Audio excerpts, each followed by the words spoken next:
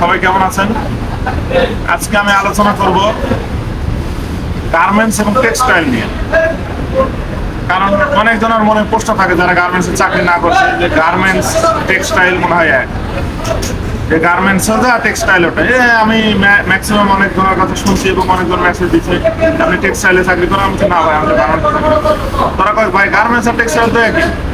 আসলে এরকম ধারণা অনেকজনের ভিতর থাকে। ধারণাটা আজকে ফুটায় তুলবো যে আসলে কোনটা সত্যি বা কিভাবে কি। আসলে টেক্সটাইল সম্বন্ধে আগে বলি। টেক্সটাইল হলো যারা টেক্সটাইলে কাজ করে, টেক্সটাইলের কাজ হলো একটা ফেব্রিক তৈরি করা। কিভাবে তৈরি করে? মনে করেন তুলা থেকে সুতা বানায়, সেই সুতা দিয়ে একটা ফেব্রিক তৈরি করে, ফেব্রিককে কালার করে বা ফেব্রিকটা নরম করার জন্য বা মসৃণ করার জন্য কিছু কেমিক্যাল মিশায়, মানে ফেব্রিক যা করার লাগে তাই করে। এটা হলো টেক্সটাইলের কাজ। ফেব্রিক আর বাইরে কোনো কাজ নাই। ওর কাজ শুধু মানে ফেব্রিকে যা ডাইং করা বলেন আর যা বলেন সব ফেব্রিকে করবে। কিন্তু গার্মেন্টসের কোনো কাজ নেই। আর গার্মেন্টসটা হলো যে এখানে মনে করেন কাটিং হবে, একটা ফেব্রিক আগে ফ্যাক্টরিতে আসবে, আসার পরে এখানে কাটিং হবে, কাটিং হওয়ার পরে আবার সুইং সেকশনে পাঠাবে। এই সুইং সেকশনে আবার যে একটা স্যাম্পল থাকে, স্যাম্পল অনুযায়ী ওরা যেভাবে কেটে দেয়, সেই অনুসারে একটা প্যান্ট হলে প্যান্ট তৈরি করে, গেঞ্জি হলে গেঞ্জি তৈরি করে, শার্ট হলে শার্ট তৈরি করে, জ্যাকেট হলে জ্যাকেট তৈরি করে।